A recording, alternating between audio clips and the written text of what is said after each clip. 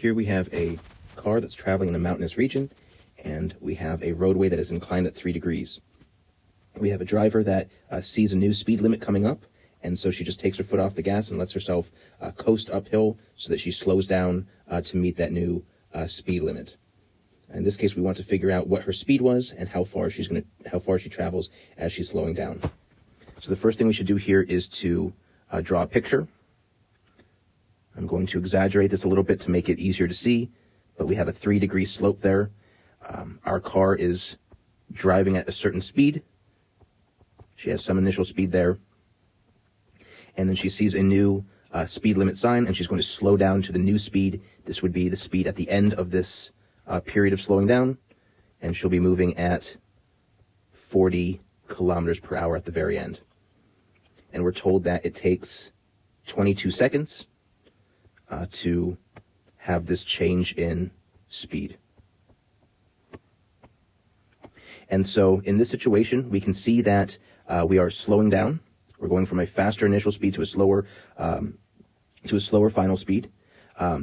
If we're ignoring air resistance and everything else that we often do in situations like this, if we're keeping a particle model, then the reason the car is slowing down is because it's going uphill, and so that there's an acceleration along that hill that is due to gravity. And so if gravity is causing that acceleration, then that is going to be a constant acceleration due to gravity, and we'll be able to use constant acceleration equations here to find to represent this motion or study this motion. So if we know that we're going to have constant acceleration because we have acceleration due to gravity, due to us being on an incline like this, we can use our constant acceleration equations. And the first thing we do after drawing a picture is to write out our constant acceleration variables to see what we know and what we want to find. In this case, we don't know her initial speed. That's actually one of the things that we're asked, so we'll have to find that. We know that she's slowing down to a new speed of 40 kilometers per hour, so that's the speed at the end of this motion. We know that we don't know what the acceleration is, but we're told that she's driving up an incline that is inclined at 3 degrees. And we know that the acceleration along an incline is related to g, the free fall acceleration or acceleration due to gravity, times the sine of the angle of incline. So in this case, we know our value of g, and we know the angle of incline, and so we can find the acceleration. Notice that g is always assumed to be positive because g is the magnitude of the gravitational acceleration. In this case, implicitly what we're doing is we are rotating our axes, and we're calling her motion motion in 1D along the x-axis, and we're just aligning the x-axis with this incline of her motion. So the way we drew our picture, she's moving to the right. Her velocity is positive because she's moving to the right. But if she's slowing down, that means the acceleration must be negative. The acceleration must be downhill. And so we need to put in our own negative sign there to represent the acceleration. This is just the amount. You still have to decide on what the direction should be by putting your own plus or minus sign there. We're also told that it takes 22 seconds for her to have this change in speed, and so that is a time increment. We have the 22 seconds there. We're asked what her initial speed is, which is going to be v initial in this constant acceleration model that we have, and how far does she travel? That would be this distance here, which would be our delta x in this case, which again comes from our constant acceleration model. One thing we should notice here before we begin, though, we have time measured in seconds, we have acceleration measured in meters per second, we have a velocity here, but this is measured in kilometers per hour. This would be standard for an actual motorist, but this isn't the standard unit that we use when we're trying to do calculations. So before we begin, it will be good for us to do a conversion now to convert this to meters per second, because we used meters per second here and we have meters per second there. If we have a mix of units going into our equations, we'll end up with some strange numbers that have strange conversion factors. It's better for us to convert now, and if we have all proper units going in, we'll know what units we should have coming out. What we can see here is 1 kilometer is 1 times 10 to the 3 meters, because that's what a kilometer is. A kilo is a 10 to the 3. We can also say here that 1 hour is 3,600 seconds. Note that this here is 60 squared because you have 60 minutes in an hour, 60 seconds in a minute. So this is a little cheat or shorthand that you can use to do this conversion. And we end up with 11.11 meters per second as her actual final speed that we're interested in. And so now the first thing that we're asked is, what is her initial speed? We're looking for v initial. We have 3 values here, so we can use our constant acceleration equations.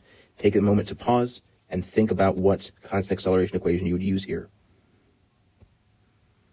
Here, our equation doesn't have delta x in it, doesn't have the displacement because we don't know that yet. We can plug in the values that we know.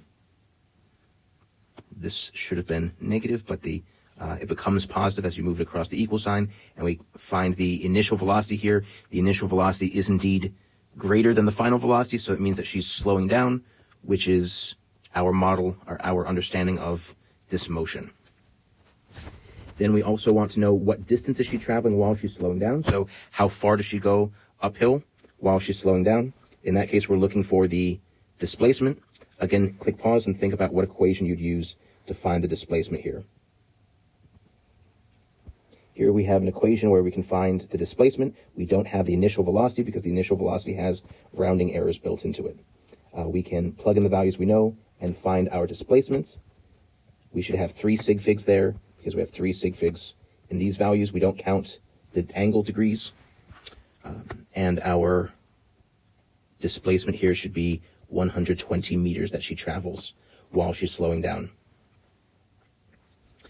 The last part is to find the position, velocity, and acceleration graphs for the car. In this case, there's only one interval. So we know that the acceleration is negative 0.513 there. So if we graph that, here is our time. Here is our acceleration. We are below the t-axis because our acceleration is negative. And here at negative 0.513, we have a horizontal line because we have a constant acceleration during that interval. If we look at the velocity, our velocity is positive, so we're going to give ourselves space above the t-axis. In this case, our velocity is initially 22.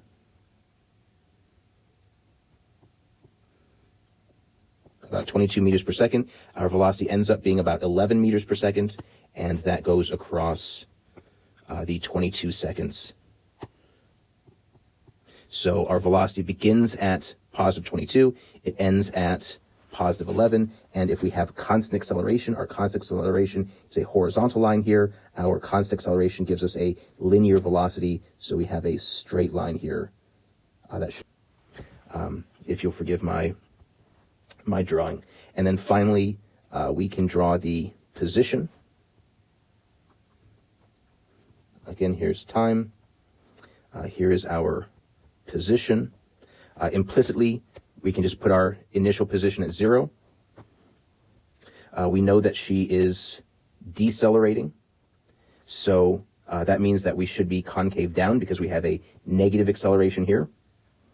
We know that she starts at 0, 0, 0, so we know that she should start here. We know that she should be concave down because we have a negative acceleration. She should have a steeper initial velocity here, and that at the end of the 22 seconds that she should be going slower than that. She should have a slope of about half that much, and we know that she should be 120 meters down the way.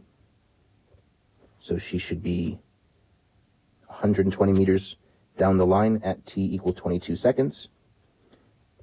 And her speed here should have a somewhat flatter a somewhat flatter tangent line because her speed is slower there. We know that this is a constant acceleration, linear velocity, parabolic position. We can estimate what the initial and final speeds should be. We know that we are concave down because we have a negative acceleration, and so we can draw a portion of a parabola here that looks something like that. Again, we're just eyeballing at this point, so it doesn't have to be perfect, but we want to maybe make that a little bit more perfect. And there we have our position, velocity, and acceleration graphs for this system.